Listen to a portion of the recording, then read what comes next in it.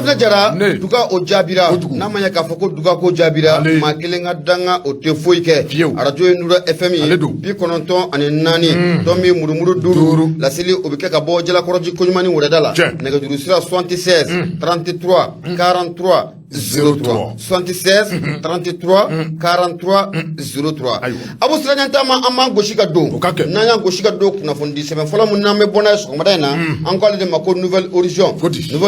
mu nye sebani ngala de toko awa shwadu trawole ngafre awa akumara de ayira ka foko mu nye munishuma akamanda ko ayre nouvelle la unu no kumbena arabado mai bena ka foko mu nye nason jini mawo we feranda bali bela jelentiga senga mu nye munishuma akamanda be seka ayre nouvelle tumuna mu nye sangili wore yo suma ka di mu nye munishuma uma patriga baka fola mu nye gafre awa shwadu ayira ka foko junya kalo clip bisaba no bebe bima ko munishuma akamanda kume bampeu odo kum kono la wulika job la singa kunu conseil de sécurité des nations unies au Canada munye minishuma akamanda obesika renouveler tumuna ibena e ka foko munye jamana mun kachido no olube nations unies au konala matani saba olu ya ira ka foko munye minishuma akamanda ko ka renouveler ko mafla olu kon jamana fla olu ye gwara kono ko sebe koroda amesika foko oye disi jamana ani shinu wa jamana ko oye afatri baga fola amana ke to munye manda ngoni sangile wora sumara ka di munye minishuma ma nga akera munya amalidew anwa dimi okona la de munya awa shwadu trawli ayira kafoko abeni ka kalo damado bo ibena kafoko munya anwa jamana marabo yozole ko shebe koroda ayira kafoko munya minishima manda koro munno okumba abulo ya na manya kafoko manda ko abe renouveler wulika joka ke tesiru okake laini do fene ba anfe munya minishima na ka manda be renouveler o laini mbara ko okasigi singa akuni ya jitimna kalaje laini bele shabako odo kumba ambulo minishima na manya kafoko aka manda ko aka renouveler anya laini bele sabaku oke o masoroma yefe njuma be na kafo do akun temene yirala anwa ministre mun be no de abla jopi ale de nyeshne ndo anu jamana wora ko nyonya na bolima munye diplomatique ya manya ko bamako ale ayira kafoko munye mali anya laini sabade ke munye nason jini okenaka anya shi minishima ale ka manda o renouveler lu ula laini folo abu tiga kuru ko munye laini folo to dore minishima kunya foko olu makobe barkan na ko barkan kan na sanfela kanu ofranko oje oluye barkan nga panguru ko kana sanfela la ko olu kolashi munya amara bawo yo gwara ko ko sebe koroda o mu flani ko lingurujier o kuda ko o tsega magola pew anti jano epi anti jana shini barkan ko era wa abu o akara jamana ngono setu se fini o kuma ko obana onyo laini bele ni ko o kenna so zini mawe alaini flana fe jume abu ibe na e ka fo ko mu droit de l'homme no be buna adama de yan la fasali je kulu nun ko fo abu safna jara anye gwara ko ko sebe koroda o sabaga anya ka fo wati te monu na muye minusuma uka bolo fara mumbe no de droit de l'homme ube wulika doke ka chesiru ko oke wati bela direne baye ka fo kube galon kuma ko ko takada anwa arme ula anya ira ka fo ko muye minusuma abo enquête munka o yefanya antina jano bi abu safna jara antina jano sini nyamanya ka fo ko muye minusuma abe enquête ke wale ka anwa jamana konna la sira de benyini on maraba fo folo abe soroka enquête baroko obuluda abu safna jara fana tabanu ko fo ko boye laini sabana anya laini sabana munun ko ken nason jini akena okam anya ira ka fo ko muye G5 sali abu safna jara an ko tola bi wa atola sini okara c'est tout c'est fini fatriba ka fola na manya ka fo ko anya ni laini bele sabade ke muye nason jini okena okam kunu muye nason jini mawe ya ira ka fo ko muye munisma ka manda ku ya renouveler an wa laini chamambe abu safna jara be ka fo ko mo tabala ku ore kama muye mali re anga chiden kerengere no mumno be oni konala no de isa konfuru ayaira ka fo ko munye ni kewale muna akele flani nason jini okonala ko sikata la ko munye anwa la ni chama be ko mata bala ku la ni chama ne be mali ko ni kamo ta bala o kumne konala munye isa konfuruye ayira ka fo ko ni kwem baram na akele flani ni fenye ko abena gele fo ka fo ko abe gele abu safna jara o te manu ko fo ka bo miyo jamana gouvernement ere communiquer ka boka binti chari muye communiquer mun konala ayira ka fo ko anya me akoko ye ministre ka manda ka a renouveler anya ame ga ka don ka fo onye laini bele mun ke wati te munu na munya au fe wala sabe te ka ministre ka bara ka yelema no laini mu mota bala aka don ka fo ko amanga folen kan hoy munya mali amanga folen kan ministre kun bɛ min ye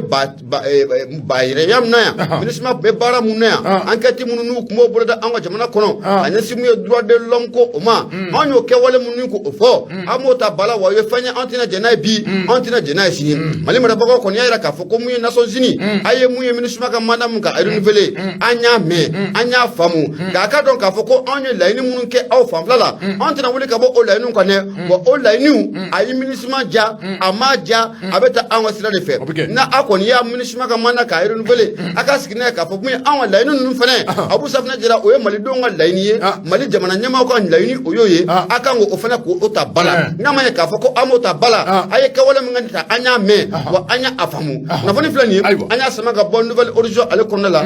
Awa Suadu Tarawele ale ye sɛbɛnnikɛla ye Abu i bonya o b'a la ayiwa bete nin ka ɲi jumɛn ka ɲi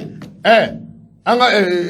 Isa Kɔnfu ye min fɔ kɛ n'an ka laɲiniw ma ta bala a banna ni u ye u ka décision ta awɔ an fana ta kɛ an tulo bɛ a la an y'a mɛn an m'a fɔ datigi maa ti datigi bali ko t'a sago awɔ nka u y'u ta ye a y'a ta min kɛ bɛ anw fana kɔnɔ anw de bɛ baara kɛ ni a banna aw y'a ta kɛ a tɔ y'anw tɔ ye anw de y'a fɔ a ɲɛna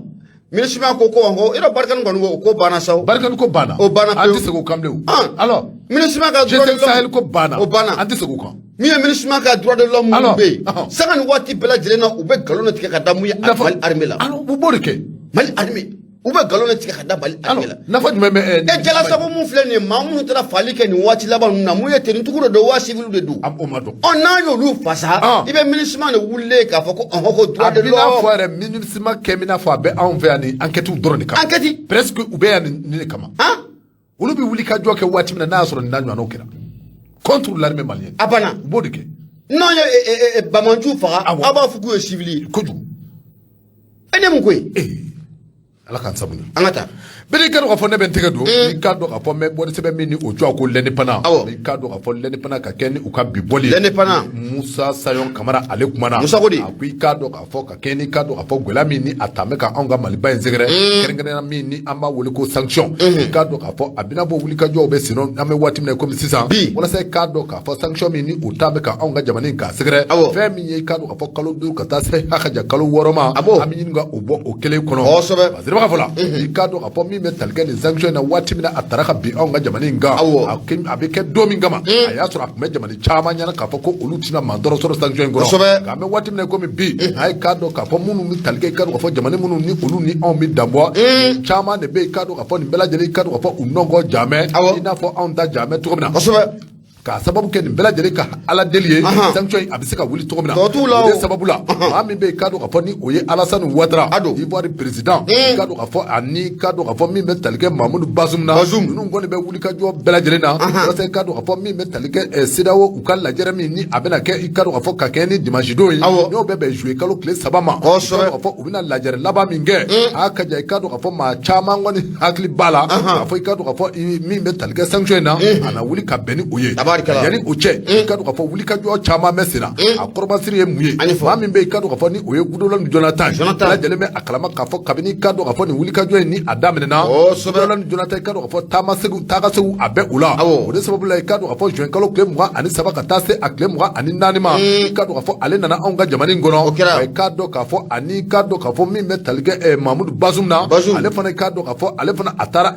Ivoire président a taara o fɛ yen i ka dɔn k'a fɔ bɛɛ lajɛlen kɔni bɛ ɲɔgɔn ye la i ka niveau la min bɛ tali kɛ i ka dɔn k'a fɔ Alassane Dramane Ouattara la a ye k'a dɔn k'a fɔ Mamadou Bazoum ani Alassane Dramane Ouattara olu ka ɲɔgɔn ye tɛmɛnen kɔfɛ min bɛ tali kɛ i ka dɔn k'a fɔ Alassane Dramane Ouattara la a ye pankuru ta i ka dɔn k'a fɔ ka taa Faransi k'a dɔn k'a fɔ min bɛ tali kɛ a ka cɛkɔrɔba la ɲɔgɔn ye minnu dɛmɛ bɛ ani i ka dɔn k'a fɔ Mamadou Bazoum cɛ a fɔ minnu dɛmɛ bɛ ale ni Mamadou Bazoum cɛ a ko a taara olu ɲɛfɔ a ka jan i k'a dɔn k'a fɔ kɔrɔfɔ ninnu bɛ tali kɛ fɛn min na o de i ka dɔn k'a fɔ fɛɛrɛ ni dabali bɛɛ lajɛlen bɛ se ka tigɛ cogo min na i k'a dɔn k'a fɔ min bɛ tali kɛ juillet kalo a tile 3 nata in na sanction min ni o taa bɛ ka sigi anw ka jamana in kan a ye k'a dɔn k'a fɔ ko olu yɛrɛ bɛ yɔrɔ min na bi a ye k'a dɔn k'a fɔ ko n'u tun y'a dɔn ko u ti a ɲɔgɔnko kɛ koyi u kɔni Abu Safinɛ Jara an t'a dɔn a ko bɛ laban o sababu mun ye Alassane Dramane Ouattara a takun tɛ dɔwɛrɛ ye koyi mun ye a ka cɛkɔrɔba fɛ yen n'o de ye Macron ye a takun tɛ dɔwɛrɛ dɛ ko in gɛlɛyalen don fo k'a fɔ ko a gɛlɛyalen don daga yɛrɛ bɛ ni ŋana firi ale da la ko mun ye Sénégal ye daga bɛ ni ŋana firi o dɔ la a cɛkɔrɔba ye t'a lajɛ sa Emmanuel Macron ita lajɛ sa a k'a lajɛ an ka ko in lajɛ an ɲɔgɔn fɛ dɛ a k'a lajɛ o de ka ɲi a kana taa a kana taa Fadiriba ka fɔ la i k'a dɔn k'a fɔ wulikajɔ bɛɛ lajɛlen kɔni bɛ sen na min bɛ tali kɛ i k'a dɔn k'a fɔ médiateur la n'o ye i k'a dɔn k'a fɔ Goudron ni Jonathan i k'a dɔn k'a fɔ ale fana a dalen bɛ ka hali su kelen wa ni su fila o si anw fɛ Bamakɔ yan i k'a dɔn k'a fɔ o bɛɛ lajɛlen bɛ tali kɛ fɛɛrɛ ni dabali bɛɛ lajɛlen ka se ka tigɛ walasa i k'a dɔn k'a fɔ sanction a bɛ se ka wuli ka bɔ anw ka jamana kan cogo min na o tuma min ye Niger jamana ɲɛmaa ye n'o ye Mahamudu Bazoum ye i k'a dɔn k'a fɔ ka taa se Alassane Dramane Ouattara ma n'u fana i k'a dɔn k'a fɔ u ye ɲɔgɔn ye belebele boloda i k'a dɔn k'a fɔ o ɲɔgɔn ye olu kɛra Côte d'Ivoire a jamana kɔnɔ wa i k'a dɔn k'a fɔ ɲɔgɔn ye ninnu kɔnɔna na i k'a dɔn k'a fɔ u kɛlen kɔrɔ kɔfɛ ka dumuniw kɛ n'an k'o ma ko diinɛw i k'a dɔn k'a fɔ u tɛmɛnen kɔrɔ kɔfɛ min ni o bɛ wele ko point de presse n'o ye i k'a dɔn k'a fɔ ka kunnafoni k'u di ɲɔgɔn ma i k'a dɔn k'a fɔ ko u ye o baaraw kɛ kosɛbɛ baga fɔla o baaraw kɛra min bɛ tali kɛ i k'a dɔn k'a fɔ coopération bilatérale la o ye i k'a dɔn k'a fɔ jɛɲɔgɔnya bɛ jamana minnu ni ɲɔgɔn cɛ i k'a dɔn k'a fɔ ko u da sera o kɔrɔfɔw ma a ka jan i k'a dɔn k'a fɔ don nataw la ni o bɛ tali kɛ juillet kalo tile 3 la i k'a dɔn k'a fɔ Mali kunna o kibaru ka taa se i k'a dɔn k'a fɔ Guinée Conakry ani Burkina i k'a dɔn k'a fɔ Burkina Faso ale kunna o kibaru la i k'a dɔn k'a fɔ jamana 3 min ni o kɔfɛlen filɛ nin ye bɛɛ lajɛlen bɛ a kalama k'a fɔ a bɛ waati jan bɔ jamana kɔnɔdenw ye wulikajɔ boloda walasa i k'a dɔn k'a fɔ fangaw bɛ se ka dafiri cogo min na a sababu kɛ i k'a dɔn k'a fɔ fanga a marako jugu nin jamana kofɔlenw kɔ kɛrɛnkɛrɛnnenya min ye anw ka jamana ye n'o ye Mali de ye i k'a dɔn k'a fɔ waati min na malidenw olu kɔni y'a ɲini k'a fɔ i k'a dɔn k'a fɔ kalo 18 a b'i n'a fɔ o bɛ ɲini ka jɔya anw ka baarakɛtaw la tuma min bɛ tali kɛ i k'a dɔn k'a fɔ san 5 baɲanko i k'a dɔn k'a fɔ ko a ka taa o la walasa i k'a dɔn k'a fɔ baara nubɔlen caman de bɛ yen olu bɛ se ka labaara cogo min na Fadiriba ka fɔ la i k'a dɔn k'a fɔ min bɛ tali kɛ CEDEAO la wulikajɔ u nana o boloda ka taa se i k'a dɔn k'a fɔ u fakɛ ma n'o ye i k'a dɔn k'a fɔ Emmanuel Macron ye u ye wulikajɔ sɛbɛn boloda min bɛ tali kɛ i k'a dɔn k'a fɔ tɔɔrɔ bɛ se ka anw ka jamana in sɔrɔ cogo min na san 5 ko kuma min filɛ anw dala nin ye a ka dɔn k'a fɔ min bɛ tali kɛ i ka dɔn k'a fɔ kalo 18 o min fɔra k'a fɔ ko tile 1 tɛ fara o kan o de kɛra sababu ye gɛlɛya nana don i ka dɔn k'a fɔ Mali i ka dɔn k'a fɔ ani a dɛmɛbaa ninnu jamajɛ n'o bɛ tali kɛ CEDEAO la communauté internationale gɛlɛya kɔni a nana sinsin bɛɛ lajɛlen nana i jɔ i jɔyɔrɔ la anw kɔni nana an jɔ jɔyɔrɔ min na a ka jan hali ni a y'a sɔrɔ k'a fɔ an ma an sama ka taa se san 5 ma min bɛ tali kɛ i ka dɔn k'a fɔ kalo 24 a ye ka dɔn k'a fɔ ko an tɛ tɛmɛ o kan dɛ Fadiriba ka fɔ la waati min na i ka dɔn k'a fɔ u taara lajɛrɛ laban dɔ kɛ n'u ma bɛn fɔlen nɔ i ka dɔn k'a fɔ o sɛbɛn u ma tɛmɛ tile 2 kan min bɛ tali kɛ anw ka Asimi Goyita la n'o ye jamana ɲɛmaa ye i ka dɔn k'a fɔ tile 2 baɲanko ko a ye décret bɔ k'a bin tandali décret in kɔnɔna la min bɛ tali kɛ i ka dɔn k'a fɔ kalo 24 fɛn tɛ bɔ o la fɛn tɛ fara o kan wa anw na transition an n'a sama ka s'o ma a diyara maa ye anw ta na s'o ma ko a ma diya maa ye ko Mali ta na s'o ma a banna o de kɛ o de kɛ ayiwa o don dɛ comme politiquement ninnu kulemana sinon filan ye u m'a mɛn ka jɔn fana filan yɛrɛ est-ce que o bɛna bɔ an ka taa ayiwa bɛɛ kɛra k'a fɔ min bɛ tali kɛ Asimi Goyita la décret bɔlen kɔrɔ ko k'a bin tandali wa a ma tɛmɛ o kan dɛ i ka dɔn k'a fɔ min bɛ tali kɛ commission dɔ la commission dɔ yɛrɛ bilara sen kan kaban min bɛ tali kɛ i ka dɔn k'a fɔ commission min ni olu bɛna rédaction kɛ o ti dɔwɛrɛ dɛ min ni a bɛ wele ko constitution de la République du Mali min bɛ tali kɛ i ka dɔn k'a fɔ constitution min ni o kun bolodara kabini février kalo tile 25 san 1992 waati la yɛlɛmaw bɛ se ka don a la cogo min na ka kɛ ni ka dɔn k'a fɔ an bɛ waati kura min na o hakɛyaw ye o kuma i ka dɔn k'a fɔ ko o commission jɛkulu ko u taara kaban n'i y'o commission jɛkulu ta k'a lajɛ i ka dɔn k'a fɔ maa caman b'i yɛrɛ sɔrɔ o kɔnɔ politikimaw b'u yɛrɛ sɔrɔ o kɔnɔ senkolaw b'u yɛrɛ sɔrɔ a kɔnɔ i k'a dɔn k'a fɔ min bɛ tali kɛ seko ani dɔnko la bɛɛ lajɛlen maa dɔ bɛ a kɔnɔ olu de bɛna i k'a dɔn k'a fɔ ka constitution k'a baara k'a labɛn min bɛ tali kɛ i ka dɔn k'a fɔ an bɛ hukumu min kɔnɔ bi walasa i ka dɔn k'a fɔ an ni constitution an bɛ se ka taa ni ɲɔgɔn ye constitution kɔrɔ min b'an bolo n'o ye i ka dɔn k'a fɔ nanzara o ka fɛn labɛnnen ye a i ka dɔn k'a fɔ hali ni a fa bɛɛ ma bila kɛrɛfɛ nka min bɛ tali kɛ i ka dɔn k'a fɔ anw ka tabiya ni an ka danbew la constitution bɛna labɛn walasa i ka dɔn k'a fɔ tabiyaw ni danbew bɛ se ka ɲɔgɔn sɔrɔ o kɔnɔ cogo min na a diriba ka fɔ la i ka dɔn k'a fɔ o commission o bɛ baara la o kuma i ka dɔn k'a fɔ min bɛ tali kɛ kalo 24 na min bɛ tali kɛ i ka dɔn k'a fɔ transition na a kuntala a na se o ma o kuma ninnu kɔni bɛ wuli ka jɔ bɛɛ lajɛlen na n'a ma ɲɛ k'a fɔ ko jamanakutigi ye décret kɔni bɔ ka ban kuma an ka fɛɛrɛ ni dabali bɛɛ lajɛlen tigɛ sa an k'a to maa ninnu da la n'o ye i ka dɔn k'a fɔ transition a ɲɛmaaw ye o fɛɛrɛw de bɛ sɔrɔ kuma min bɛ tali kɛ i ka dɔn k'a fɔ juillet kalo tile 3 la bamananw ka fɔ la ko o ye fukuri bɔ burusi dala ye n'o tɛ i ka dɔn k'a fɔ ko sanction ko a wulitɔ filɛ koyi Patrik filɛ nin ye an ye min bɔ i ka dɔn k'a fɔ indépendant kɔnɔ Musa Sɔn Kamara ale ka sɛbɛn don Musa Sɔn Kamara an bɛ foli ta ni ka a sɛgɛrɛ a b'u bɔlen filɛ k'i da don commission mun na commission mun n'o kan ka an ka jamana constitution ni ka a yɛlɛma ka baara kura ko o kɛ a kɔnɔna la i bɛna ye k'a fɔ ko an jalakɔrɔjikaw an bɛ se k'a fɔ alihamudulilayi o sabu ka mun ye Ben Sherifu Jabate Ben Sherifu Jabate ale ba a kɔnɔna la tabarikala abakono aywa tabarikala o fana bolen ko faka boy munya an yala ka musokoroba isa no de tanti umujara nambela jelo kama ko jema shende ale fana oba akona la ma gloma chama de be ko ngono amon be ma dambe tugu di nunu be jamana tabia ba dokoju an bokolo ti son fe nunu ba doni abiketa de kata glo maula ma munun be ni ula ko doni de jamani tabia do kata oluka fe on takana a photocopier o tinyane o bana pe kosobe abu muye bintu keita me folita ninga sigara ni wati na ka fa na ko aketa munye jaman noir fatim dakantigi amba afu la siran ne be mbolo do mbe boni aye munye fatrike ba ode dugu fana keita ako munye présentiel abu safna jara ko sigate femuna munye nyama ya nyini ko sonen ko akala ko abena bolo da ibena ka ko furugu o dabora kabi munye fatrike ba no de dugu fana keita ako munye loi électoral kura munno o sigira singa sare munno o tarano kanga kalata ko ninka allabe abu korofin sebe koro chalendu musabuga ma chaman yaklinata di korofina munye loi électoral na kasro o ma akalan akonna era kalanga anyedo game do na kombi na ma ka fogo munye ma chaman ya akono fen kalan ko do abu safna jira munye wuli ka jobe sina ibena ka fogo munye maître kasim tapo munye adema koroni o tonden ko o tewa ko ale fena wuli ka jola nu wati na de aka kuma ko ko a chalendu ida ka fogo munye jamana fama no ashim ko ita kufo ko ashim ko ita sigi kambo abada ko ka ke munye jamana fama ya ku ga anyini todi koma ama foko ni iye tentike kaba démission 4 mois ay wa famu uye ni famu sa uye ni famu ali loi électorale ko kuma mun flane abu ibe kuma mun yo kulela ka foko wa ko mi jamana fama ko ay gouvernement ko u désavé ma chama fano be ama famu mun ye loi électorale ko mun na kuntra sente ma ko wali sa ko loi électorale ko abu safna jira ma bugu ba ma yorom ka ama foko mi premier ministre de be manani go diwa premier ministre be jonga mara ko na la abe jamana ko ka mara asu nga mara ko na alors ato ko na la be jamana ko ka mara ko awa muye docteur Sogal ko kala maiga ale be sika manani ndi toji ko jamana fama ka matola o bo do akli refe afiu ga yete fuila Sogal ko kala maiga to ko mbala dro abana wuli ka jokumbe ya o to ko mbala dro bakma bana aywa note jamana fama ka ma Sogal ko kala maiga ka manani di jamana fama kana fendi abu safna jira o fen na te mani ati du akli la atara me sente mamu nyokoro o ye sabadi jamana fama ma ka kelen ni mu ye premier ministre ma wolu de ba nye do wolu ya kla to bina abi klata ne amada fa nani na wa abi sarada tani nani be toujours nani Sogal na ka ma kele o bete jamana kuni ka ma kono bo kaba ko do ko c'est-à-dire que ba do politiquement ira tra binjando do kono u kemanu ku ira boni jen kono gamani ku ba ami baraka na anya ye ka fo mu ye primature ane présence fo ka ta fra mu ye sentega abu nu bala jilen da de be flikile na ka fie mais wati be o be na masafara de fini man seguro politiquement nous seguro o be yela ha andi ni ya no gale sa oui na masafara de fra seguro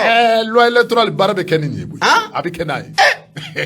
kabe sende ma ko Sogal na miya anya yelema ta wula ta abekata ne parce que bien mo to mbala doron anya fo Sogal ko te ashim ko te jamani ko de jamana ko ridu bien mo to mbala doron abana alu ma kono fen ka kala ka nya ayi halu ma nya yin ga shi don mun kasinga wuli ka kuma fote kabako do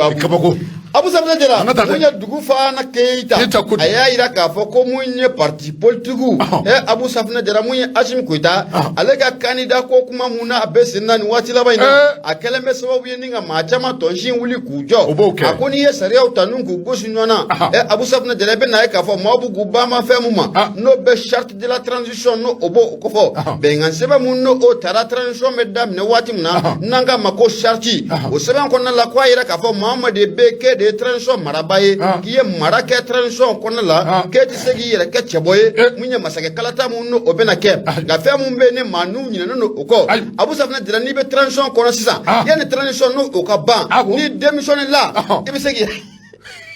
o ina no il est présenté ça veut dire que charte kono la ayera ka fo ko ni ko be transition kono imana ke sente la wo imana ke jamana président wo imana ke munyi premier gouvernement machi mais ni ko be transition kono isegi kamo jamana nyama nga ni bora la 4 mois avant so ni fala ka fe il est présenté ya to ora fere la be ka ko indi firke ni mo be fe ka firke mo bolodi ati fere ga yane ba du parce que be ka kina fo ma munu met transition kono 4 mois ka il démissionné 4 mois avant be ka kina fo atolu concerné kosobe be ka kete abu be abe e charti de ko charti de ayida ka fo ni ko met transition kono isegi yere itsega kambo ay o tsega kew mais j'ai transition ga ban mamunu be bo transition ona kana jamana fama ya nyimi shati makumo kane fiu shati makumo kane ibata a fa z o te shati konna lawo ata konna mata munye dugu fana keita ako munye o babu muna aflani abu asigata la ko o koni ko o te shati o konna la de ako niye ko indete mina kala je juridique manno be sharia bolo irano o bo ko fo abu safna jara sigata la muye jamana fama abese gi kambo koy dona na tawla ko abese gi kambo muye jamana fama ya ka wow kai teme ekai akan enai kamo nde dora doke mi directeur de campagne sur fado fede abo jange ga directeur de campagne mo akuju am ñoo ngalama de abenga directeur de mbe ke directeur de campagne foni gira sa botay am te doide we foni gari rega dimba tay ay me ke commune de tay commune awo safo ay abu safna jera ako munye kashi mutapo sigata alla ale farukolo konin ko akulari ko o yera koy ko sabke abe wuri ka jomuna ni wati la baina kaida ka fako me jamana fama ko tisegi kambo tukushila munye masaka ya onyini ni ula ko sabke ni adversaire bo olula bi e ma be mu be se ka baranka agela politiquement bolo e sigata la ko munye sorasi ndo koy ko munye politiquement o ka don ka fako munye labe muno o sabatlo no bolo e abu safna jera ko labe ko adajilendo patrike ba ka fola munye dugu na keita ako munye politiquement be kulo munani watina asim koita alega kandida ko kuma muno obesena ubo zole dale munani watina abu safna jere ko don ka foko munye jamana fama sada ya ira ka foko abisheki kamo ako munye maître kasimu tapo ade ma koroni oton den koro otewa ako alni ajitemna kalaje ayraga parti politique obesenga koy no be murema no bo okofo ko munye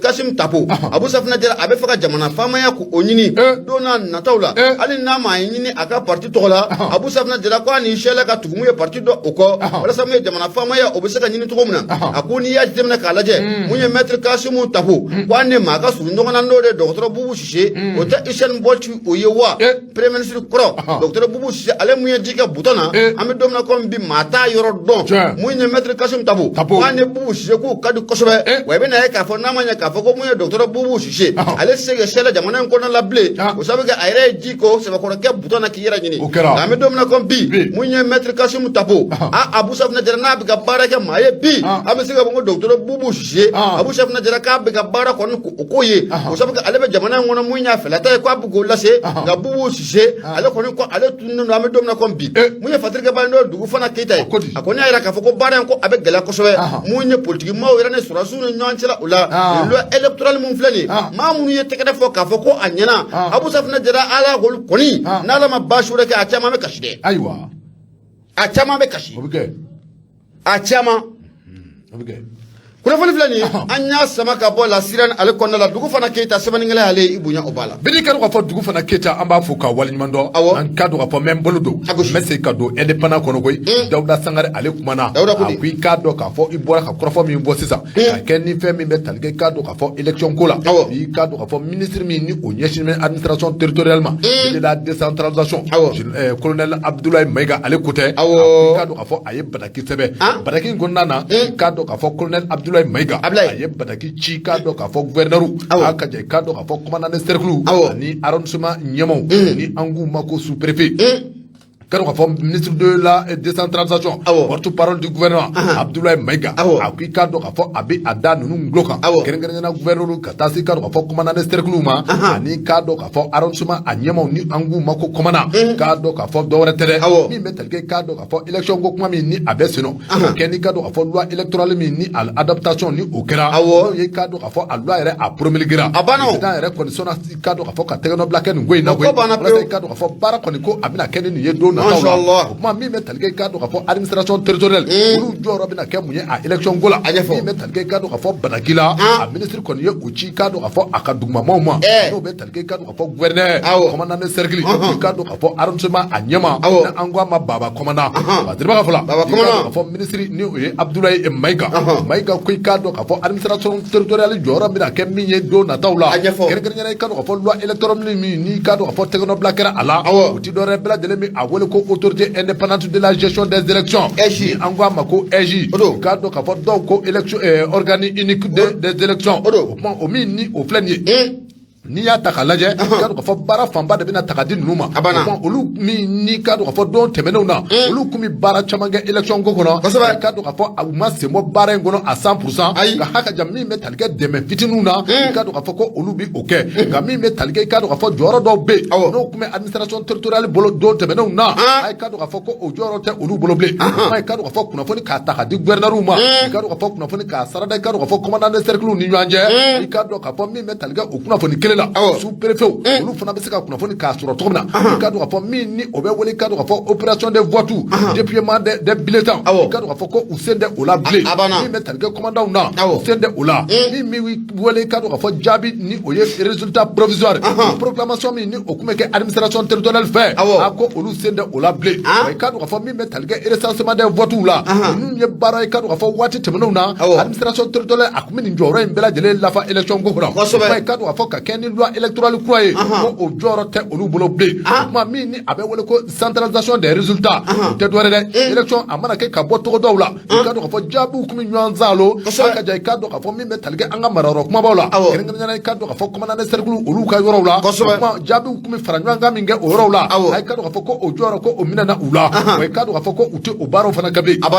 min ni o bɛ wele ka dɔn k'a fɔ ko publication des résultats provisoires walima proclamation des résultats provisoires o baara min filɛ nin ye ni olu kun bɛ o baaraw kɛ a ka dɔn k'a fɔ o jaabi fɔlɔ dili wa k'i ka dɔn k'a fɔ ko nin baara in bɛɛ lajɛlen cɛmɛ bi i ka dɔn k'a fɔ ka di i ka dɔn k'a fɔ autorité indépendante de gestion des élections ma n'an ko a ma ko EJ o kuma i ka dɔn k'a fɔ ko a baara bɛɛ lajɛlen ta bɛ ka di o ma wa min bɛ tali kɛ i ka dɔn k'a fɔ administration territoriale olu ta tɛ dɔwɛrɛ dɛ min bɛ tali kɛ i ka dɔn k'a fɔ u na dɛmɛ fitininw kɛ a ka jan i ka dɔn k'a fɔ baara in a bɛ se ka sabati cogo min na wa min bɛ tali kɛ i ka dɔn k'a fɔ jateminɛw na n'o ye supervision ani contrôle ye i ka dɔn k'a fɔ olu kɔni na o kɛ k'u to u ka cakɛdaw la min kɔni bɛ tali kɛ i ka dɔn k'a fɔ jɔyɔrɔ belebele caman na i ka dɔn k'a fɔ o de ta bɛ ka di i ka dɔn k'a fɔ EJ ma o kuma i ka dɔn k'a fɔ ministre Abdoulaye Diop walima i ka dɔn k'a fɔ ministre Abdoulaye Maïga décentralisation ministre i ka dɔn k'a fɔ kunnafoni k'a lettre k'a sɛbɛn k'a cɛri i ka dɔn k'a fɔ commandant de cercle ni ɲɔgɔn cɛ gouverneur i ka dɔn k'a fɔ min bɛ tali kɛ commandant fitininw na n'an k'u ma ko sous-préfet ninnu bɛɛ lajɛlen ka se ka nin kunnafoni k'a sarada u ni ɲɔgɔn cɛ walasa i ka dɔn k'a fɔ ka kɛ ni don nataw ye élection ko min ni a kuma bɛ senɔ loi électorale baara min ni a kɛlen filɛ nin ye o kuma i ka dɔn k'a fɔ u jɔyɔrɔ ye hakɛ min ye bɛɛ lajɛlen ka baara kɛ ka kɛ ni i jɔyɔrɔ hakɛ Patiri filɛ nin ye an ye min bɔ indépendant kɔnɔ Dawuda Sangare ale ka sɛbɛn indépendant Dawuda Sangare foli o bɛ taa ni ka a sɛgɛrɛ Abu ne y'ale bila mun ye nouvelle horizon ba sama kura ye ka gɛrɛnna mun ye Baba Danbele a kumara Abu Safinɛ Jara a ko mun ye sibiri na tɛ n kunɲɔgɔn ministre mun bɛ n'o ka baara ɲɛsinnen don an ka diinɛ ko ma n'o o ministre kofɔlen kɔni a bɔra ka kunnafoni ni ka bɔ ka bin ci cari a y'a jira k'a fɔ ko ni Ala ma baasi wɛrɛ kɛ sibiri don dɔ bɛ bɛn juillet kalo tile 9 ma mun ye seliba baara kɔni ko a n'a bolo da sagafagaw ko o baara kɔni n'a bolo da an ka jamana kɔnɔ o min ye seliba ye ko o ye samedi nata in kunɲɔgɔn Abu o ye mun ye fatiri kɛ ba ye n'o de Baba Danbele a y'a jira k'a fɔ ko mun ye ministre a ye bataki ka bɔ ka bin kun tɛ cari a y'a jira k'a fɔ ko mun ye jamana in kɔni ko seliba ko an bɛna a baara ko o kɛ n'Ala de sibiri nata in kunɲɔgɔn ɲɔgɔn ko o yirana seliba baara ko bɛ kɛ Mali fantan 4 bɛɛ lajɛlen fɛ o de kumu kɔnɔna n'a ma ɲɛ k'a fɔ ko mun ye ministre ye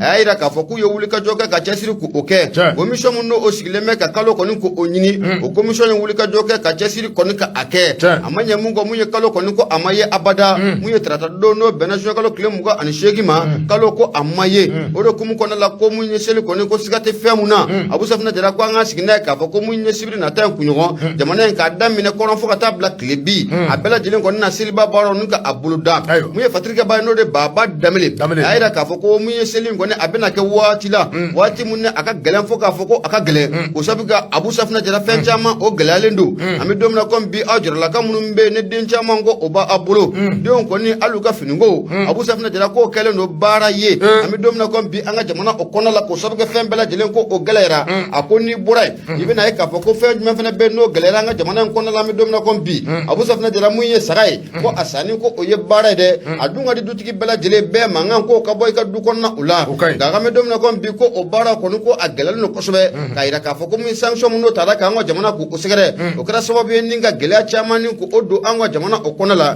mun ye fatirikɛ ba ye n'o bɛ Baba Damele ko fɔ a ko kɔni ko mun ye seliba ye a bɛna kɛ waati la waati mun n'a ka gɛlɛn fo k'a fɔ ko a ka gɛlɛn malidenw bolo waati mun na ne sɔrɔ kɔni ko a kɛlen tɛ ka bɔli kɔni o kɛ Mali kɔnɔna o la nka a tɛmɛna tigɛ cogo o cogo mun ye ministre kɔni ye ale ye bɛɛ lajɛlen kɔni ko o ladɔnniya ka bɛɛ lajɛlen ka a fɔ ko mun ye samedi nata in kunɲɔgɔn Abu Safinɛ Jara ko mun ye seliba baaraw k'u bɛ boloda an ka jamana kɔnɔ tabarikala i y'a mɛn samedi nata o kunɲɔgɔn ko nata in kunɲɔgɔn o ka turu i t'i hakili sigi yan samedi nata kunɲɔgɔn o ka turu ne ka sigi i t'a fɔ ministre ye na Abu Safinɛ Jara ni ne ye kunnafoni ye an y'a sama ka bɔ mun ye nouvelle horizon ale kɔnɔna la kosɛbɛ i bonya b'a la i tɛ nin ta an ka sɔrɔ ka taa sugu kɔnɔ ka sɔrɔ ka na semasi ma Mamu Diko ale ta o an ka taa bidi kɛra k'a fɔ ne bɛ n tigɛ don nouvelle horizon bɛ bɔ ni a ye i k'a dɔn k'a fɔ min bɛ talikɛ Mamani Ture la a kumana a ko i k'a dɔn k'a fɔ siraba min bɛ yen ni o ye Boni ani Ɔnbori cɛ i k'a dɔn k'a fɔ kabini waati dɔ la ka se fɔ sisan ma a ka jan hali bi gɛlɛya a bɛ i k'a dɔn k'a fɔ nin siraba in ni min bɛ talikɛ i k'a dɔn k'a fɔ Boni i k'a dɔn k'a fɔ ka taa se i k'a dɔn k'a fɔ Ɔnbori ma n'i y'a ta k'a lajɛ nin ye sira min ni a sɛbɛ boli mɛ i k'a dɔn k'a fɔ groupe min bɛ yen ni o bɛ wele ko groupe soutien à l'islam et aux musulmans n'an ko a ma ko GESIM i k'a dɔn k'a fɔ kabini waati dɔ la maajugu don i k'a dɔn k'a fɔ wulikajɔ kɛn bɛ k'a sɛbɛ boloda min bɛ talikɛ i k'a dɔn k'a fɔ population la ni i k'a dɔn k'a fɔ o ye sigidalamaw ye i k'a dɔn k'a fɔ banbanjiya wale k'a ta ka u sɛgɛrɛ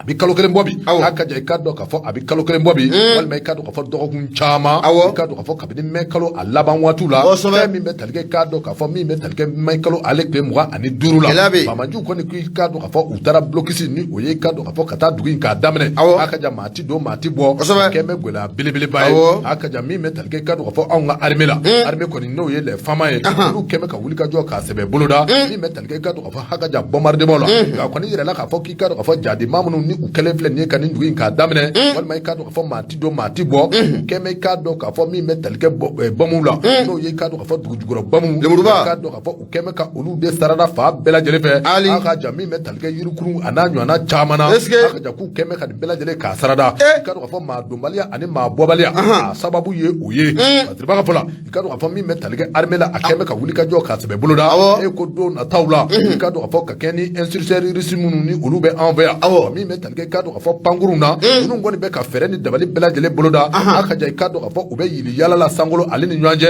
i k'a dɔn k'a fɔ Boni ani Ɔnbori cɛ jadima minnu t'a mɛn k'a dɔn k'a fɔ ka taa daga sigi k'a dɔn k'a fɔ maa ti don maa ti bɔ u bɛ ka fɛɛrɛ ni dabali bɛɛ lajɛlen tigɛ e ko don nataw la min bɛ talikɛ libération totale la n'o ye i k'a dɔn k'a fɔ nin dugu in a sera a na jɛya k'a sababu kɛ armée a kɔni bɛ labɛn bɛɛ lajɛlen na walasa i k'a dɔn k'a fɔ ka kɛ ni bɔnmu minnu ni olu don bɛ dugu jukɔrɔ olu de bɛ kɛ sababu ye i k'a dɔn k'a fɔ tɛmɛ ni a bɛ gɛlɛya munumunu a bɛ gɛlɛya kuma i k'a dɔn k'a fɔ ko wulikajɔ bɛɛ lajɛlen bɛ senɔ min bɛ talikɛ i k'a dɔn k'a fɔ jadima minnu ni u kɛn bɛ ka Boni i k'a dɔn k'a fɔ k'a daminɛ Boni sera i k'a dɔn k'a fɔ ani Ɔnbori cɛ k'a tigɛ i k'a dɔn k'a fɔ maa ti don maa ti bɔ u n'a bɛɛ fɛɛrɛ ni dabali bɛɛ lajɛlen dilan walasa i k'a dɔn k'a fɔ sira in a bɛ se ka libérer cogo min na Basiri filɛ nin ye an ye min bɔ nouvelle horizon kɔnɔ min bɛ talikɛ Mamani Ture ale ka sira de Mamani Ture nouvelle horizon an bɛ foli ta ni ka a sɛgɛrɛ radio ye Nura FM ye 94.4 murumuru 5 laseli o bɛ kɛ ka bɔ Jalakɔrɔji Koɲumani Wɛrɛda la nin waati na sa mun ye Abi Sisogo an bɛ foli ta ni ka asegera ni wati na France kona la ka fa yana ko asisugu abu safna jalanteni bla dagridala ameta sugu kono kana no ambora sugu kono munye sema sie no ba imam Mahmoud Diko kofo aga parti aga manunu na a okumara de okuna fone amu oshele no fana boray ka kokoji ka sama ka bokanga ba fe baba ho munye kore manya baro madame na flori ay baro madame abika koy abike abu safna jalani kelika no sa ka sama ka bo fa minute fo kibe kokoji sama ka tebana ka ba fe kana na Bamokoya ka diga seni ko jibi tema fe baraka ke dro bato bina safe baraka ke akake ne baraka dro akake vraiment ambe domna ko bi abokar sigi fo ma gleba ere tala ananda dola anga la jakata suku kono kana sone anga singana abu safna jara ame sigi kana kuma so kono radio Nura FMI bi kono to ani nani tomi murmuru duru la seli amoke ka bojela korji kulimani wore dala ndega durusira 76 33 43 03 ni watina samu yanga belebele nye bagagu établissement gagu kona lambe fulita nika asegere ka fayana ko agagu muye petit japon sa angwale mako jakarta meleke ni watina belebele fena sokole manna soroka bugun kona la amba fayana ko ani wulika jo no bora sa ali bimuye jije sone shaka jakti ame fulita nika ana balma bela jele segere soroka bugun okono muye fulia amala se viema ni watina asfena sokole manna munye pinakolla madu aleka sigidi yerola muye soroka bugun kona la amba fayana ko ani wulika joko ani kesiri siranta ma ameta mbolo mba goshika do abu me bone fatiriyo ko mako soir de bamako wula abu safna jara ko munye semansi no ko fora ate imam Mahmoud Diko autorité morale atale ka jere je kulin ko fowa abu safna jara uye kangarda ke kanyashi jamana gouvernement o made muye Omar Ongoiba ayira ka fo ibena ka fo ko munye semansi amunya coordinateur général no de Youssouf Daba Jawara damagle kuna foni ninka boka binti chari ayira ka fo ko munye gouvernement ne société civile fo kata fara muye parti politique la we nyoanye munke munye tarata do no benna mujunya kalo kle muga ani shekima nyoanye munna abulla muye ko ngram ko kan ko lu kera krefe denye ni ko ina de ibena ka fo ko munye obara no o kera gouvernement afe ani parti politique do fe aka ja fo kata bla muye société civile la abu safna jara muye semashi yo ayira ka fo ko lu kera krefe denye semasi ko be jema bela jelen la donia kamali do bela jelen ko ulladonia aka jani bara mun akera tamunye jamana ministre mun be no be administration territoriale kuna et de la décentralisation du gouvernement fenaka kuma la sila odo no be colonel Ablaye Maiga kofo ko kata bla mun ministre mun fena no be premier ministre nanga okorla ula no ka bara nyasdo do jamana yele mali bolo mun no luka ka jamana okonela ko kata fara munye Ibrahim Ikasa Maiga kan ko ye bara mun koninke munye tarata do no bena janvier kalo et juin kalo kle muga ani shekima samba fla ani samuga ni fla ko lu sima yala de wa ko muye invitation kelen ko o machi oluma wala sa olu fena bisega tu dado baro ina tumuna munye fatrika bay ayira ka fo ko munye semashi uko ni ayira ka fo ni ko njate mena kalaje olu be se ka fo ko munye yele mali belebele mun akera anga jamana ngono ka ibe ka fanga ka adafri ko sikate fe mun ko olu joro belebele ko o yira ala koy olu tna se ka famet ko shula ni jere ka takke ka fo ko olu mawole akenega invitation ko o machi oluma olu fena be se ka no dado ni baro ina tugo muna abu safna jara ko ye fenye fe mun ma be o ma bi ko ama be o ma sini munye fatrika baye ndo de Omar Ongoiba akumara de ayira ka foko ame do muna kombi munye semashi koni o dina jana abada ka foko olubna kay jamana ngono krefe denye bara munno olubiga bulda jamana ngono ka foko olute wole ko dadu ola ye fenye olutina jana bi olutina jana sini munye alibi okumara de munye semashi ya jimna kala de mafi ngo ale imam Mahmoud Diko ale ko nga jere je kulu ori ya aye ku ko ni be jema la donia kamali do mbela jelen ku la donia ngorogramu na aboraka binta kala to kan aka wati muna ile mali munu no lumina ke jamana konna la nabe politique sira ko fo aka jafo kata faranga jamana institution bawma ngorogramu munu oboraka bi obara nu kan aka wati muna olu sema yala bi wa olu sema yala shini o jema bela jelen ka do ka fo olu ma wole na invitation ko amachi oluma olu kera kera fe den kuina o je fenye kutuna jena bi abu safna jera kutuna jena shini na fona ngoni fla anya samaka bo munye soir de bamako ale kono munye Omar Ongoiba ale sabaningala ibunya obala Umaru Angoiba Ambafo, Kosɛbɛ. bete kado ka fɔ ne bɛ don. Awɔ. Mais de bɔnɛ sɛbɛn min ni o cogo ko nouvelle horizon. Baba Dambele ale kumana. Baba ko di? A ko i k'a dɔn k'a fɔ jɛrɛjɛkulu kura min ni o cogo ko i k'a dɔn k'a fɔ arema. K'a dɔn k'a fɔ maa minnu bɛ kɛrɛnkɛrɛnyana ni o ye Mohamed Ousmane Aga Mahamadine. Awɔ. I k'a dɔn k'a fɔ ka taa se a n'a a jɛwɛrɛw ma. I k'a dɔn k'a fɔ a bina fɔ Korema. Collectif Korema. N'o ye collectif pour la refondation du Mali. Kosɛbɛ. Bina fɔ i k'a dɔn k'a fɔ ninnu kɔni ye badaki bɔ ka bi. Badaki kɔnɔna na i k'a dɔn k'a fɔ u y'a yira k'a fɔ maa damadɔ bɛɛ i k'a dɔn k'a fɔ ni olu bɛ Korema a kɔnɔna na. Kosɛbɛ. Korema i k'a dɔn k'a fɔ bɛɛ lajɛlen bɛ a kalama k'a fɔ waati min na fanga kɔni a dafirila. Kosɛbɛ. Ninnu kɔni kun ye wulikajɔ k'a sɛbɛ boloda. Awɔ. I k'a dɔn k'a fɔ jɛrɛjɛkulu dɔ min ni a sɛbɛ sinsin kunbɛn. Kuma u ye wulikajɔ k'a sɛbɛ boloda. Min bɛ tali kɛ i k'a dɔn k'a fɔ transition ale bɛ se ka jukɔrɔma tintin cogo min na. Kosɛbɛ. Maa dɔ bɛ a kɔnɔ min ni o yɛrɛ tɔgɔ ko Abubakar Sidiki Fɔnba. CNT. I k'a dɔn k'a fɔ a bɛ CNT kɔnɔ nin waati na. Awɔ. Wa i k'a dɔn k'a fɔ u ka wulikajɔw kɔnɔna na waati dɔ la. Ale min yɛrɛ kɔni i k'a dɔn k'a fɔ a kun y'a yira k'a fɔ min bɛ tali kɛ dɛmɛ na. N'o ye i k'a dɔn k'a fɔ transition kɔni dɛmɛ u bi a kɛ koyi. Kosɛbɛ. I k'a dɔn k'a fɔ hali bi u bɛ o baara kelen kan. Awɔ. I k'a dɔn k'a fɔ waati dɔ la min delila k'a fɔ ko. I k'a dɔn k'a fɔ min bɛ tali kɛ kɔgɔji la. I k'a dɔn k'a fɔ ko u n'a sama. Awɔ. Kɔgɔji na saba kana kangaba fɛ. A bɛ kɛ Abu. I k'a dɔn k'a fɔ kɔgɔji. A bɛ kɛ. I k'a dɔn k'a fɔ u bi a sama. Awɔ. Min bɛ tali kɛ i k'a dɔn k'a fɔ Laginɛ Guinée Conakry. I k'a dɔn k'a fɔ ko u n'a sama. Awɔ. Min bɛ tali kɛ Kumakolo Fanda ani Banda. A bɛ na. A bɛɛ lajɛlen k'a cɛci. A ka jan i k'a dɔn k'a fɔ kana kɔgɔji kana tundu. I k'a dɔn k'a fɔ min bɛ tali kɛ fɔ Kangaba la. I k'a dɔn k'a A bɛ fɔ tɛmɛ yen ka fɛ. Kulibaliw k'olu bɛɛ lajɛlen cɛci. Awɔ. A ka jan i k'a dɔn k'a fɔ kana kɔgɔji kana tundu fɔ Bamakɔ yan. A banna. A tɛmɛ ka fɔ la. I k'a dɔn k'a fɔ ninnu kun bɛ jɛrɛjɛkulu min na. A to a kun ko i k'a dɔn k'a fɔ collectif pour la refondation du Mali. Korema. I k'a dɔn k'a fɔ ni a bɛ wele ko Korema. O don. Korema kɔni i k'a dɔn k'a fɔ a ɲɛmaaw k'a dɔn k'a fɔ a bɛna fɔ dusuma kasara dɔ. A ka jan i k'a dɔn k'a fɔ a bɛna fɔ fɔɲɔgɔnkɔ bɛ u ni ɲɔgɔn cɛ. Awɔ. Korema maaw k'a dɔn k'a fɔ olu ye badaki dɔ bɔ k'a bin. Kosɛbɛ. Badaki in kɔnɔna na i k'a dɔn k'a fɔ u y'a yira k'a fɔ maa damadɔ bɛ yen. Kɛrɛnkɛrɛnyana min ni o ye i k'a dɔn k'a fɔ Mohamed Ousmane Aga Mahamadine. Awɔ. I k'a dɔn k'a fɔ ka taa se Abubakar Sidiki Fɔnbaw ma. Ani maa wɛrɛw bɛɛ lajɛlen i k'a dɔn k'a fɔ ko u y'olu bɛɛ lajɛlen gɛn. I k'a dɔn k'a fɔ ka bɔ Korema a kɔnɔ. Parce que i b'a ka fɔ la. Waati min na i k'a dɔn k'a fɔ nin baaraw kɛlen kɔfɛ. Awɔ. Min bɛ tali kɛ i k'a dɔn k'a fɔ maa gɛnnenw na. Ninnu fana i k'a dɔn k'a fɔ u taara jɛrɛjɛkulu dɔ sigi tugun. Min ni u b'o o cogoya wele ko Arema. Arema Kore. Korema. Korema Arema Korema. An bɛrɛ t'u ni ɲɔgɔn cɛ o. Ninnu ka nin ko ninnu cɛ. An ka taa. I k'a dɔn k'a fɔ o jɛrɛjɛkulu cogoya. Ko i k'a dɔn k'a fɔ o cogoya ye mouvement de soutien. I k'a dɔn k'a fɔ à la transition. Kuma bakurubaya la min ni olu bi o wele ko Arema. Arema. I k'a dɔn k'a fɔ o Arema o min ni o sigilen filɛ nin ye. I k'a dɔn k'a fɔ ko u ye lajɛrɛ dɔ kɛ. Min ni u y'a kɛ juin kalo tile 28 tɛmɛnen. Walasa i k'a dɔn k'a fɔ ka jamana kɔnɔden bɛɛ lajɛlen k'a ladɔnniya. K'a yira k'a fɔ ko jɛrɛjɛkulu min ni o cogoya ko Korema. I k'a dɔn k'a fɔ ko Korema ko u y'o bila koyi. Wa i k'a dɔn k'a fɔ Korema u y'a yɛlɛma ka kɛ fɛn ye. Min ni u cogoya b'a wele n'u b'a wele ko Arema. I k'a dɔn k'a fɔ ko olu kɔni ye Korema u y'a ci k'a da kolonji. I k'a dɔn dun y'a sɔrɔ k'a fɔ a kɔni kunnafoni kɔni bɔra ka bin. K'a jira k'a fɔ ko nin maa ninnu ko u gɛnna ka bɔ Korema de la dɛ. I k'a dɔn k'a fɔ ninnu kɔni bɔra ka kunnafoni laban min di sisan. O de ye k'a fɔ olu de ye Korema k'a ci k'a da kolonji. I k'a dɔn k'a fɔ ka tɔn k'a yɛlɛma k'a kɛ Arema ye. N'i ye u ka Arema in da k'a lajɛ. I k'a dɔn k'a fɔ Arema a ka wulikajɔ dɔ ye mun ye. Jamanakutigi k'a dɔn k'a fɔ ka se ka ale jukɔrɔma tindi. Min bɛ tali kɛ i k'a dɔn k'a fɔ transition na a tigɛ ko ɲuman. I k'a dɔn k'a fɔ u ka wulikajɔ dɔ ye o ye. I k'a dɔn k'a fɔ k'u to Korema kɔnɔ. Hakilina kelen min ni o kun bɛ u la. I k'a dɔn k'a fɔ ko o hakilina kelen o de bɛ Arema na. O kuma i k'a dɔn k'a fɔ ko Arema de kɛra sababu ye. I k'a dɔn k'a fɔ ka bila Korema nɔ la. O kuma i k'a dɔn k'a fɔ ko Korema ko k'o tɛ bi.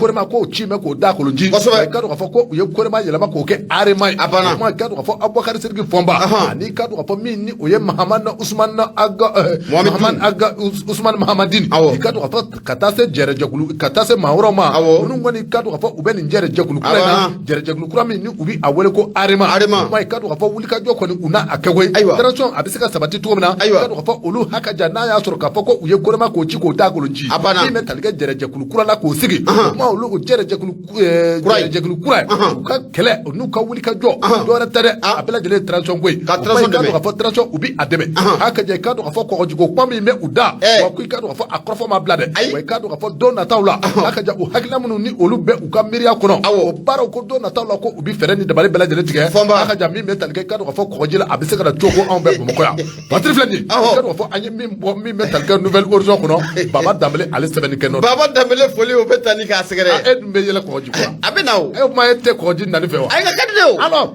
A y'a bu n'a ye baara kɛ dɔrɔn a bɛ na. Jamana in kɔnɔ min b'a fɔ k'a fɔ u bɛ se ka bajara sɛni. N'a baara kɛ dɔrɔn a bɛ kɛ.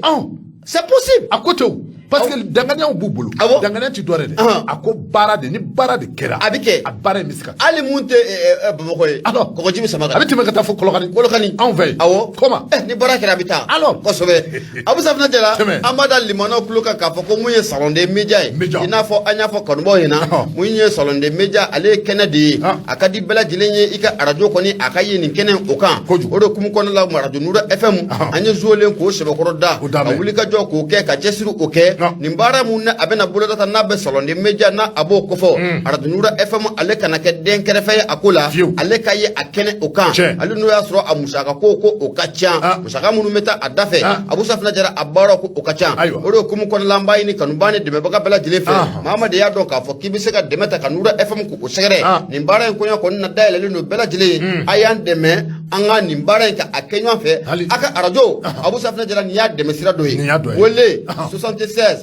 33 43 03 nin waati na mun ye Mamadu Adama Mayiga k'a bɛ sɔgɔmada fɛ a yɛrɛ bɛ palais de la culture la salon de média in baaraw bɛna boloda n'Ala ma baasi wɛrɛ kɛ nɛgɛ 16 waati n'o bɛ 16h ko fɔ jamana premier ministre n'o bɛ docteur Choguel Kokala Mayiga ale kɔni nata kɛnɛ ka a datigɛ baaraw bɛ sɔrɔ ka daminɛ tile saba baara don a bɛ daminɛ bi wa a kun bɛ cɛ mun ye sibiri don kosɛbɛ Abu Safinɛ Jara n bɛ taa n bɛ n bolo gosi ka don mun ye kabako faduniya ani fafara kaba mun ye Bugu Jara a kumada dɛ a ko mun ye tentative de vol de mouton n'o ko fɔra a bɛ saga suɲɛ a b'o o kofɔ an ka taa sɛbɛnni kɔrɔ e ko na a diyara a bɛ se fila i bɛ na ye k'a fɔ ko kibaruyaw kɔni sɔrɔla tɛ cari nin waati na an bɛ seli kɔni baaraw bolodali la waati min na i bɛ na ye k'a fɔ ko mun ye zonbalaw fana bɛ ka u deli ko ni k'o boloda san o san ni seli kɔni na a surunyara i bɛ na ye k'a fɔ ko mun ye zon kɔni olu bɛ gɛlɛya ta ka maanifin k'u sɛgɛrɛ maaw bolofɛnw bɛ daraki motow bɛ suɲɛ sagaw ko o bɛ suɲɛ a ko an ka taa sɛbɛnni kɔrɔ nin kɛra mun ye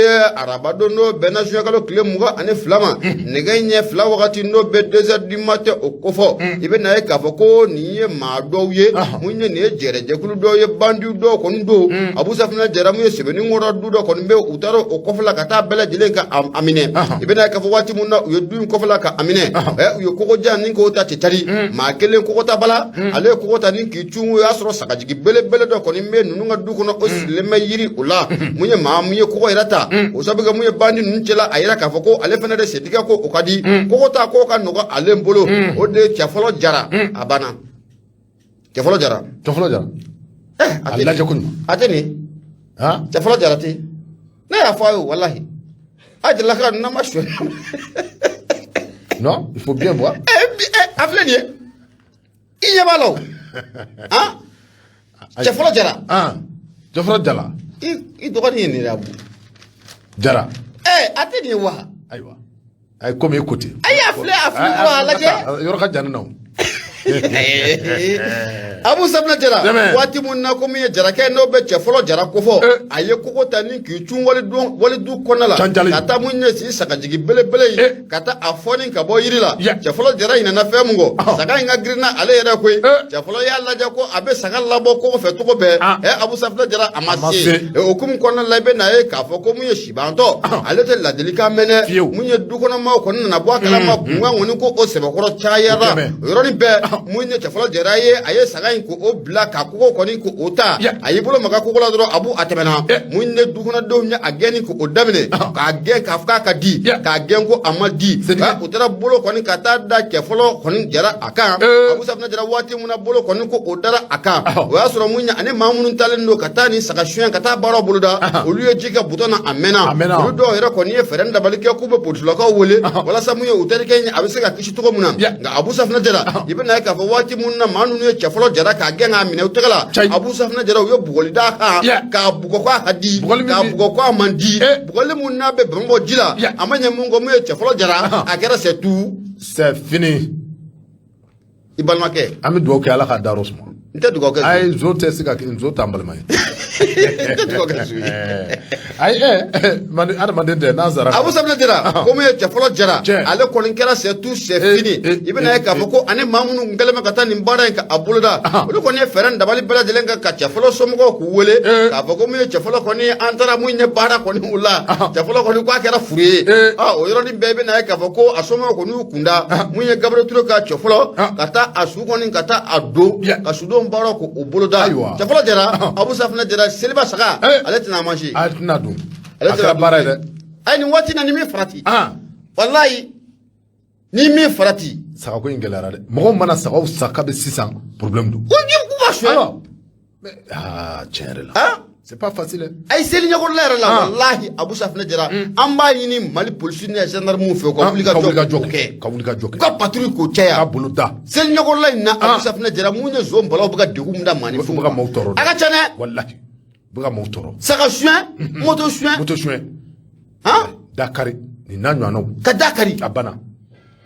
an ne ba fo an laba ngoni ibika saka siri ni asa iba saka siri sela iba siri sena kita ka moto ni saka siri sena moto siri le messe ekele la saka siri le messe abana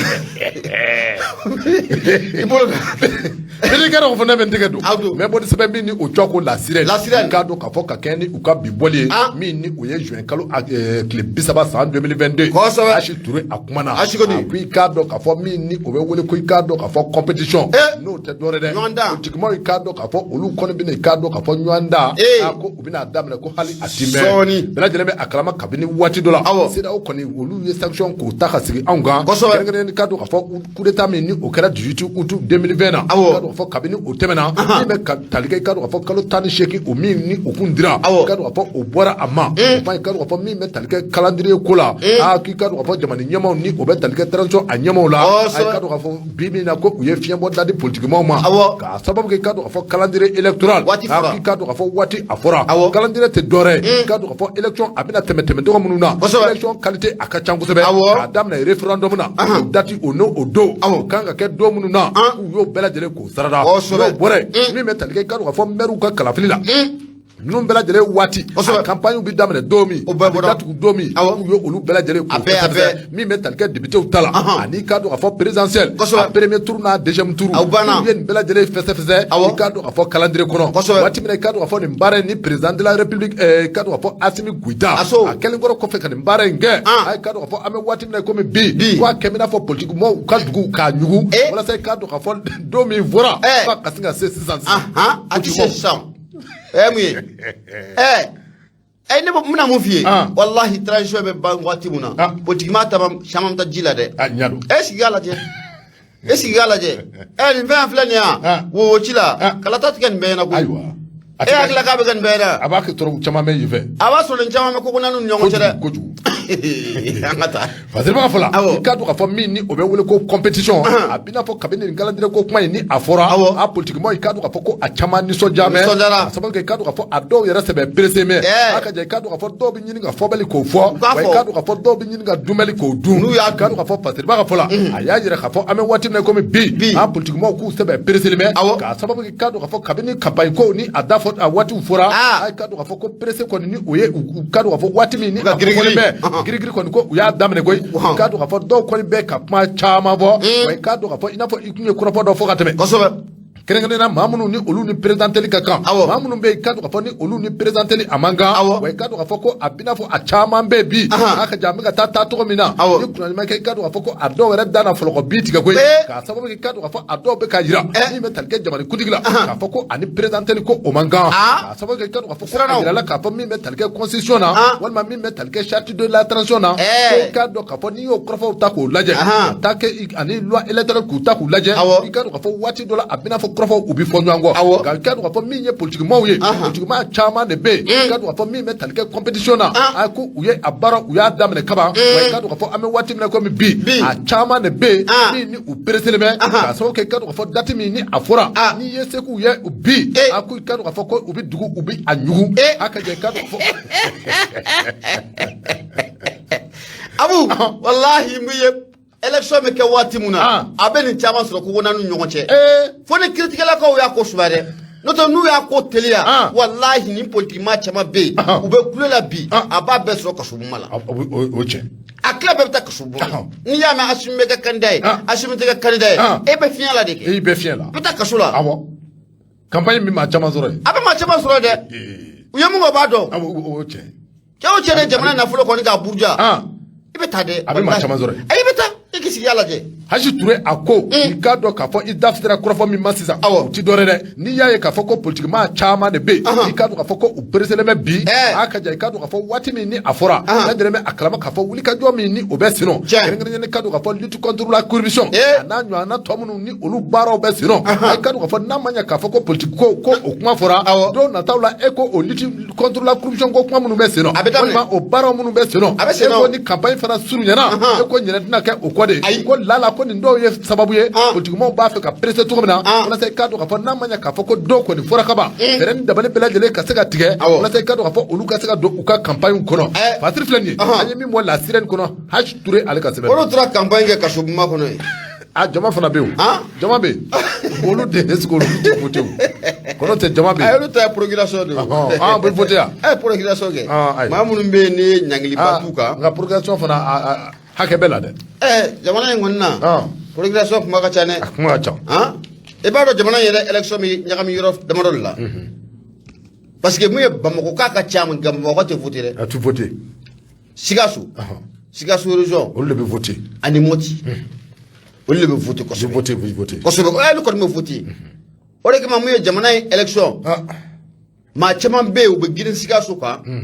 ani Moti yan fan kan caman bɛ t'i ka o min ye jamana in élection a caman bɛ ɲagami yɔrɔ mun na i b'a dɔn o y'a kɔrɔnfɛ bolo de ye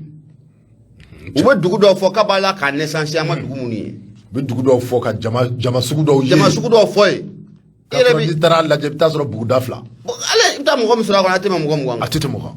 bon i bɛ se ka maa bayirikaw fɔ ye ko bɛɛ sɔrɔla ye o de ye problème ye élection a tiɲɛyɔrɔ ye o banna o n'o bannen de pewu Abu Safina Jara an bɛ kanubaga ni dɛmɛbaga an bɛ foli ta ni k'u bɛɛ lajɛlen k'u sɛgɛrɛ an y'o de fɔ kanubaga ɲɛna mun ye salon des médias Abu nɛgɛ ɲɛ 16 wagati an bɛ taa baaraw ka t'u bolo da mun ye salon des médias ale kɔni o kɛnɛ kan an y'a jira k'a fɔ ko min ye jamana in radio caman olu kɔni bɛna ye kɛnɛ o kan o de hukumu kɔnɔna la mun ye radio Nura FM ye an y'a laɲini k'a fɔ ko n'Ala ma baasi wɛrɛ kɛ ko an bɛ ye kɛnɛ in kan wa mun ye laɲini ko a sabatira nin waati na mun ye Nura FM ka cɛdenw ye u bɛ wuli ka jɔ la yanni nɛgɛ ɲɛ 16 cɛ k'o bɛɛ lajɛlen bɛ se ka sigi sen kan cogo min na o de hukumu kɔnɔna la kanubaga ni dɛmɛbaga Abu Safina Jara nin ko in a tɛ taa musaka kɔ o de hukumu kɔnɔna la an b'a ɲini bɛɛ lajɛlen fɛ u bɛ se k'u ka radio ni ka dɛmɛ cogo min na ni salon des médias ye an bɛ se ka bɔ ni kunnawolo ye cogo min na nin kɔnɔna la Abu Safina Jara an b'o ɲini bɛɛ lajɛlen o fɛ 76 33 43 03 ni foli laban min b'i bolo i b'o sɛlɛ waati kɔni a sɛbɛkɔrɔ bete an bɛ kanubaw bɛɛ lajɛlen fo an na foli tanu ta nin waati na ka lase Maurice Kone ma fo y'a fɔ Tomiya ni ka dɔn k'a fɔ an bɛɛ ni den ni o ye Siriman Kulubali ye an bɛ u fo foli ni tanu ka dɔn k'a fɔ Asan Dolo an b'a fo Bajan Tarawele ale bɛ Safo Buguda saba la an b'a fo nin waati na ka taa se Buran Tarawele ma Buti Kurani Burama an bɛ ninnu bɛɛ lajɛlen fo kanubaw bɛɛ lajɛlen ka foli bɛ yan nin waati Abu Safina Jara mun ye kuma sɔ o kalifalen don Mamadu Adama Mayiga fɛ nin waati na sa mun ye Tefilesa maaw ka lasigiden n'o de bɛ Mariama Arama ko fɔ an bɛ foli ta ni ka a sɛgɛrɛ mun ye ba Jɛnɛba Danbele an bɛ foli ta ni ka fɛnɛ sɛgɛrɛ k'a fɔ a ɲɛna ko a Danbele ko baara ko o ɲɛna an bɛ Mariku an b'ale fo kosɛbɛ nɛgɛ kɛrɛfɛ o kun bɛ mun ye dɔgɔnɔw ka ambassadeur bolo n'a bɛ Yakuba Gino ko fɔ nɛgɛ kɛrɛfɛ o kuma ale bolo Facebook sa o kun kalifalen bɛ mun ye Jibril la ale kun bɛ Facebook o la mun ye kuma bara maa fila kuru sɔgɔmada na Abu Safina Jara ani Boubacar Tarawele Bete wasala